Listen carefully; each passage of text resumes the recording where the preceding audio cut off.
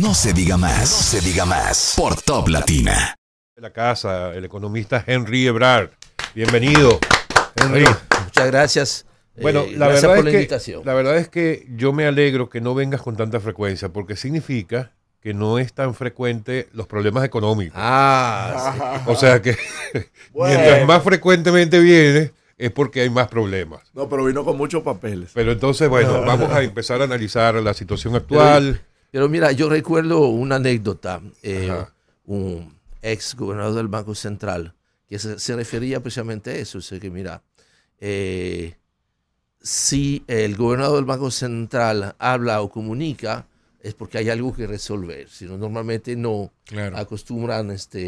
Y precisamente yo creo que hemos visto un poquito de eso en esos días y parece que hasta el momento ha dado resultado. Por lo menos ayer ya estaba empezando a bajar el dólar, que eso es algo importante. Empecemos por ahí. La tasa del dólar evidentemente nos tiene preocupados a todos porque no es común que en un lapso tan corto se pase de un 60 a 64. Sí, mira, yo creo que hay algo que ha cambiado en la economía dominicana. O sea, hay muchas cosas que han cambiado en la economía dominicana, en suerte de la dominicana, después del COVID, ¿no? Hasta el año 2019 el mercado cambiario aquí, luego de la crisis bancaria, por supuesto, ¿no? Una vez que regresó a 28 pesos por uno, después de lanzar 38 y más allá, ¿no? Si se fuera a ver el valor del dólar frente al peso dominicano, eso era hasta el año 2019 una línea recta, aburridísima. O sea, no había, era muy fácil hacer las proyecciones.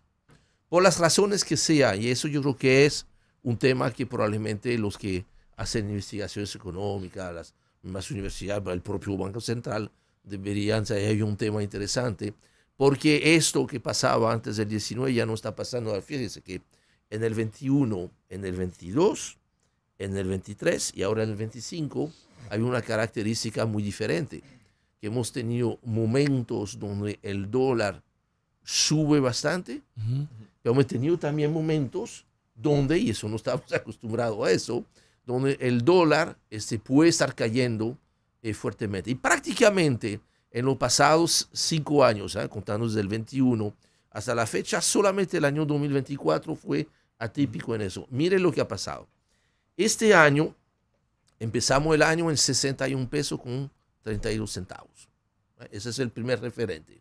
Segundo referente, presupuesto 2025, aprobado a final del año pasado, proyectaba un tipo de cambio promedio de 63,11.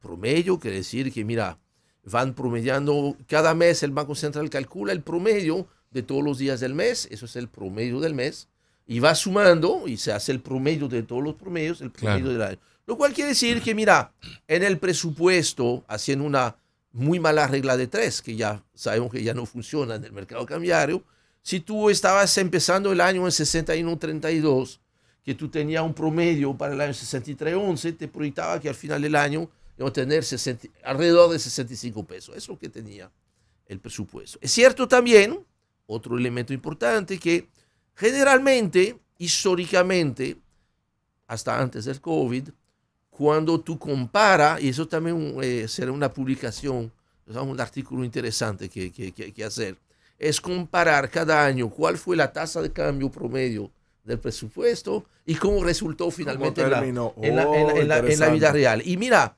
yo recuerdo una vez un pasado ministro de Hacienda contestando una pregunta en este sentido de un senador. Él le dijo, pero senador, tranquilo. Generalmente, mira, la proyección que hay en el presupuesto, usted le tumba un peso y por ahí termina siendo el promedio. Y ha sido un poco la tónica. Entonces, para este año, ¿qué nos dan las cifras hasta el momento, ¿no? Abrimos entonces en 61,32. Primer periodo del año va subiendo el dólar. Sigue subiendo, como generalmente lo hace en diciembre. Y llegó a un primer pico de 63.40 y algo, si no mal recuerdo, el 27 y 28 de marzo. Fue ahí cuando ustedes se acuerdan, algunos estaban diciendo, ay, una catástrofe, el dólar se va a ir arriba de 70, ya se perdió el control de la economía. Por dicha, esos profetas del Apocalipsis estaban completamente equivocados. ¿Y qué fue lo que pasó? En apenas mes y medio, la primera semana de mayo, el dólar cayó, se desplomó a 58,88. Sí. Oye, más de 4 pesos en cuestión de 6 semanas. A partir de ahí, hubo un momento de relativa estabilidad, alrededor de 59, empieza a subir y de cierto modo sí, es como que se estaba acelerando la subida, especialmente durante el mes de agosto. De hecho, hasta el día lunes de esta semana, hubo 64.05. Exactamente, que fue, no, inclusive llegó hasta 64.13, según los datos oficiales del Banco Central. Entonces ahí llegó a su punto más alto después de 29 sesiones consecutivas al alza. Digo sesiones porque no son días calendario, claro, sino que básicamente hubo 29 días con cotizaciones al alza consecutivas. Dato nuevo, pero es el dato de ayer. Habrá de esperar, obviamente, confirmación, esperamos, miércoles, jueves y viernes, luego de 29 días consecutivos de cotización subiendo, en el día de ayer bajó 8 centavos. ¿Qué tanto? Lo que he estado escuchando es que la razón principal, o una de las razones principales, es el tema, la disyuntiva que sigue habiendo, las expectativas que sigue habiendo con respecto a los manejos del gobierno de Trump con el tema de la FED. Sí, mira, de los aranceles. Hay varias cosas. Primero, perdón, o sea, si eso fuera así, que ya nos confirmará si es así o no, ¿qué se puede hacer localmente para compensar eso y lograr entonces que la tasa del dólar vuelva a un nivel un poco más? Primero tenemos que aceptar la idea de que el mercado cambiario no es un mercado perfecto. Hay mucha, como en todas las decisiones económicas, en fin de cuentas, y nos ha enseñado las crisis, salido de crisis, la parte psicológica es importante, las expectativas. Inclusive se habla a veces de lo que algunos llaman, creo, las profecías autorrealizables, ¿no? Por ejemplo, si voy ahorita a anunciar que, mira, yo entiendo que el dólar se va a disparar en los próximos días, toda la gente va a creer que va a subir, ¿qué va a hacer? Va a comprar dólares y va a subir el dólar. Claro. Es una profecía autorrealizable o autocumplida. Bien. Entonces, en algún momento, cuando se ve que está acelerando el tipo de cambio, por más razonable que sea, por más que sea dentro de los mismos parámetros que expliqué al principio, de que está dentro de lo que estaba previsto en el presupuesto, entonces la gente empieza a preocuparse, dice, oye, mira, tengo que cubrirme, mira, si tengo pesos, mejor venderlos. Entonces, ¿qué pasa? También hay una realidad, y sí es verdad que el tema no es solamente de República Dominicana, porque inclusive, de un punto de vista completamente racional, no hay justificación para que suba mucho el dólar. ¿Por qué? Porque los sectores generadores de divisas, que son los que permiten que el país capte divisas y no tenga que correr para comprar divisas, todos están alcanzando niveles nuevamente récord este año. Remesas, turismo, aunque no esté creciendo mucho, está creciendo poco sobre cifras récord. En el mes de agosto creció apenas 2% el turismo, dicen algunos. Pues está bien. Pero el mes de agosto del año pasado fue el mejor mes de agosto de toda la historia, lo cual quiere decir que ahora el mejor mes de agosto de toda la historia es el mes de agosto del 2025. Exportaciones. Hasta zona franca está creciendo a pesar de la situación compleja en Estados Unidos, y por supuesto en las exportaciones nacionales tenemos la ventaja que en el caso del cacao se han triplicado las cotizaciones del cacao, el oro y el oro que ayer en algún momento alcanzó los $3.700 y cuando el año pasado, hace un año atrás, estaba apenas que ya nos parecía altísimo. Nosotros proyectamos en 2.500 fue recibir para el presupuesto. Efectivamente. Y ya están hablando gente de Goldman Sachs de que pudiese llegar hasta 4.000 antes de fin de año y que si vemos cotizaciones de $5.000 el año que viene, pues no nos extrañamos. Entonces, sobre estas bases locales están entrando muchos dólares. Han estado saliendo menos dólares porque otra buena noticia que tuvimos este año, la parte externa, son los precios del petróleo.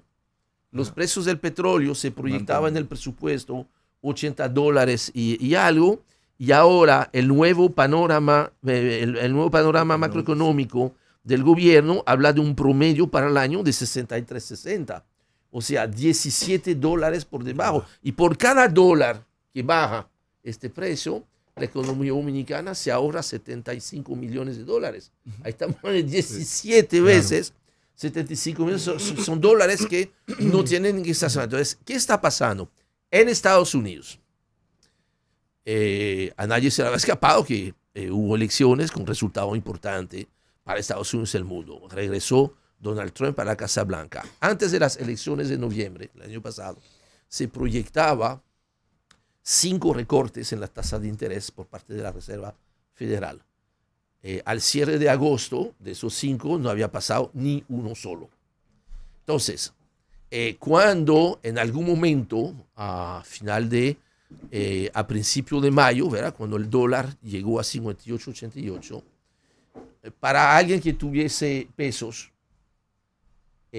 hacía sentido, de cierto modo, decir, mira, oye, 58.88 es bajo porque me dicen que el presupuesto es 63.10 en promedio. Entonces, mira, yo me puedo ganar probablemente, mira, lo más lógico que vuelva a donde estaba, entonces me va a ganar 3, 5 puntos. Pero además de esto, mira, la tasa de interés todavía es alta en Estados Unidos. Entonces, yo entiendo que lógicamente en algún momento gente dijo, mira, mejor moverse hacia dólares. ¿Qué pasa ahora? Que entonces los dos incentivos que tú tenías, uno que era la posible subida del dólar, ya el dólar subió de 58 algo a 64 y algo, ya es muy difícil, hay que tener paciencia para verlo llegar a 70. Entonces, de ese lado no hay nada que buscar. Pero entonces, del lado de la tasa de interés, la buena noticia, y esperamos tener la confirmación la semana que viene, el 17 de septiembre, se reúne la Reserva Federal y se supone que ya finalmente empiezan a bajar la tasa de interés. Si baja la tasa de interés en Estados Unidos es un gran alivio para la República Dominicana porque va a abrir un poquito más de espacio y le va a quitar mucha presión. Y de hecho, la reunión que hubo ayer, porque a veces, mira, porque ayer ni se anunciaron medidas, No.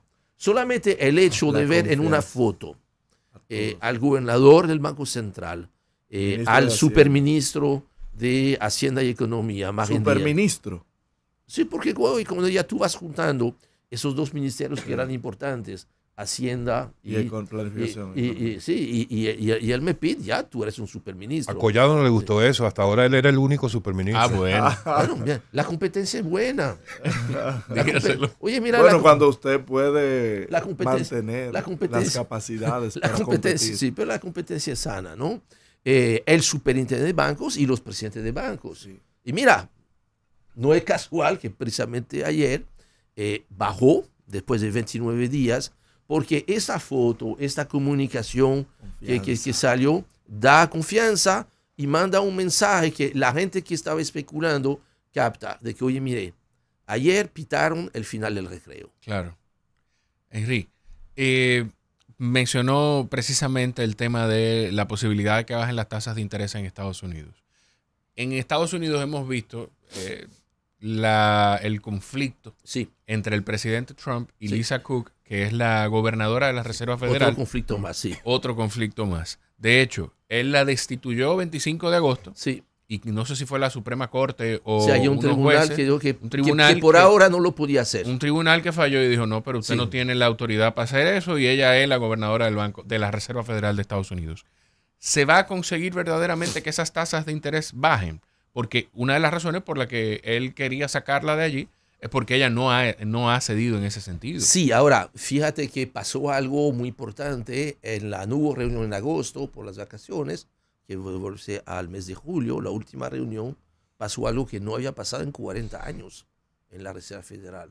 No uno, 2 miembros de la Reserva Federal publicaron un disenso con la decisión que tomó la Reserva Federal. No fue una decisión unánime de mantener la tasa sin cambio. O sea que hasta adentro hay mucha discusión, mucha tensión.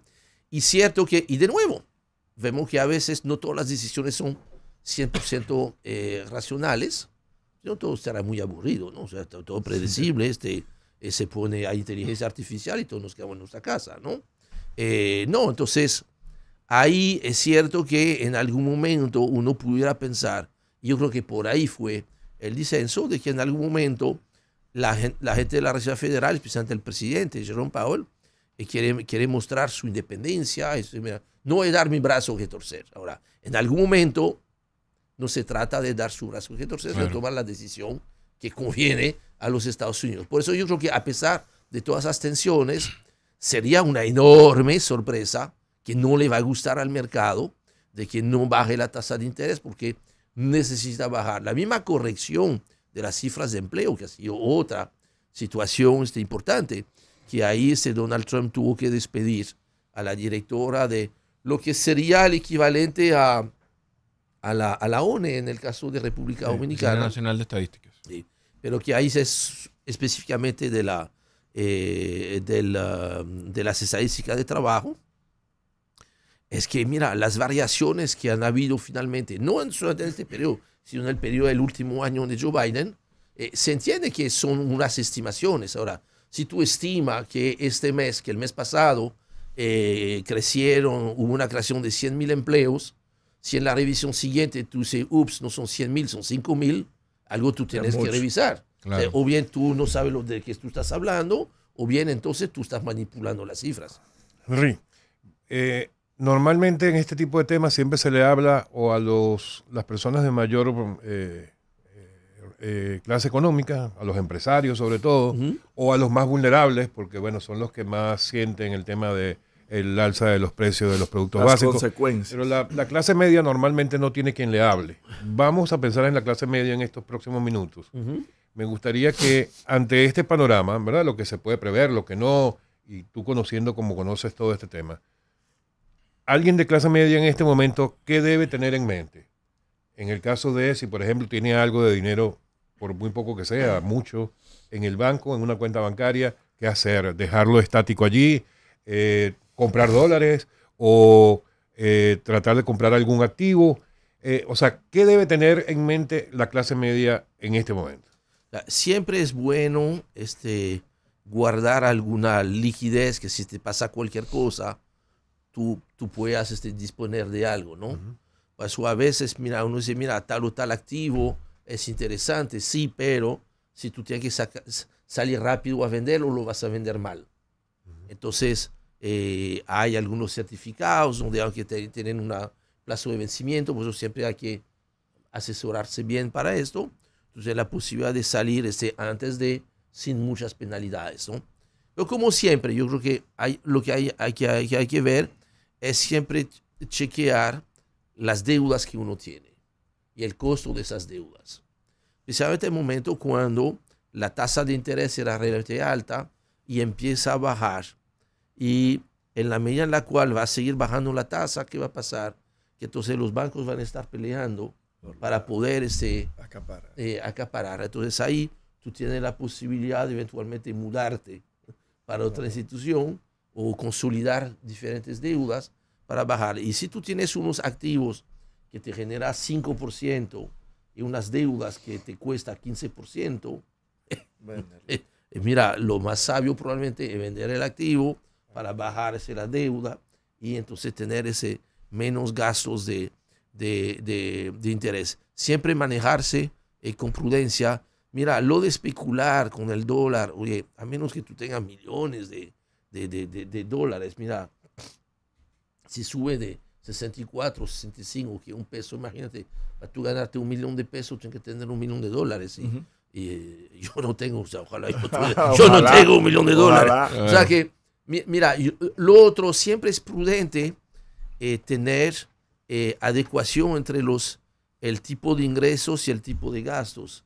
Si tú tienes gastos en dólares, ojalá que tú tuvieras también ingresos en dólares, porque si no, entonces tú tienes un riesgo cambiario. Ahí es lo que se ve el tema de la devaluación, que se habló mucho la semana pasada de que el peso dominicano había tenido una devaluación de un 4%, pero se debía al tipo de cambio de la variación. Sí, que en este caso, obviamente, mira, la tendencia natural en un país como la República Dominicana, aunque si vemos del 2020 al 2025, la devaluación del peso ha sido muy, muy inferior a la devaluación que normalmente se veía antes del COVID, ¿no?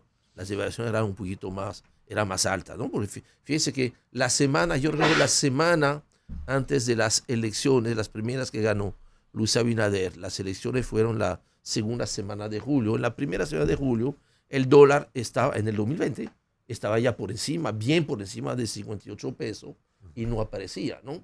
Entonces, de cierto modo, gracias a toda esta entrada de dólares, la devaluación ha sido menor a lo que generalmente pasaba, y eso ayudó efectivamente a que el tamaño de la economía dominicana haya crecido tanto. Fíjense que antes de el año 2019, el último año normal antes del COVID, la economía dominicana pesaba unos 88 mil millones de dólares, bajó a 78 con el COVID, y hoy en día está por cerrar entre 128 y 130 mil millones de dólares, lo que ha hecho que inclusive hoy en día la economía dominicana es la número 7 en Latinoamérica. Y es bueno que, a pesar de que ha habido un histórico de crecer un 4 o 5%, el gobernador haya dicho ayer, confirmado, de que la economía dominicana estaría creciendo un 3%. Sí. O sea, aunque es bajo para el histórico, sigue siendo bueno referente a cómo está Latinoamérica. De nuevo, efectivamente, todo depende con qué nos comparamos. Nos comparamos con el resto de Latinoamérica, efectivamente, al igual que el resto del continente, el crecimiento ha bajado. Vamos a cerrar el año en el top 3, el top 5, ¿no?, de Latinoamérica en términos de crecimiento. Bien, ahora, si nos comparamos con nosotros mismos, efectivamente, el 3% es un crecimiento insuficiente, porque primero se entiende, antes del COVID se decía que el crecimiento potencial, ¿no?, de la economía dominicana era un 5%. Es muy probable que producto de todo lo que ha pasado con el COVID, y de nuevo, puede ser otro tema de investigación, que ya algunos economistas han sobre esto, es muy probable que este crecimiento potencial hoy en día no sea de un 5, que sea más cerca del 4 que del 5, lo cual explica, de cierto modo, por qué estamos viendo cómo es tan difícil ahora. Antes era prácticamente una cosa o sí, va a crecer por lo menos 5%, hagamos lo que hagamos, ¿no? Ahora no. Y eso es muy importante. Eso es muy importante porque, fíjense, la visión, la proyección que tiene el presidente Abinader para la economía dominicana es lograr duplicar de nuevo el tamaño de la economía dominicana de aquí al 2036. Creo que se va a tener que revisar un poco la fecha. 2038, 2040, no importa, duplicar el tamaño de la economía. Para duplicar el tamaño de la economía en tan poquito tiempo, no es 4% que se va a crecer, no es 5%, es entre 6 y 6,5%. Y señores, tú no vas a pasar de un 4 a un 6,5% sin hacer esas reformas y sin resolver el tema del sector eléctrico, sin resolver el hecho de que el 25% de los ingresos se está llevando en el pago de los intereses de la deuda, que apenas un 2 punto algo está para gasto de capital y menos del 2% para gasto de salud. Entonces, eso requiere de que, si queremos poder cumplir con esta meta, que me parece muy buena, especialmente si este crecimiento adicional al fin le va a llegar a todo el mundo, para eso pues se requiere retomar la agenda de reformas estructurales. Ojalá. Enrique, muchísimas gracias. Como siempre, por acompañarnos. Y ve que no son tan malas noticias que tenemos hoy. La verdad, yo quedo bastante más tranquilo. Ahora, vamos a esperar. Esta semana vamos a tener la confirmación de que efectivamente ya inclusive puede bajar un poquito. Pero como tú decías, problemas tienen los que tienen más de $1 millón. Y como ninguno de nosotros lo tiene, vamos adelante. Tranquilo, licenciado. No se diga más. No se diga más. Por Top Latina.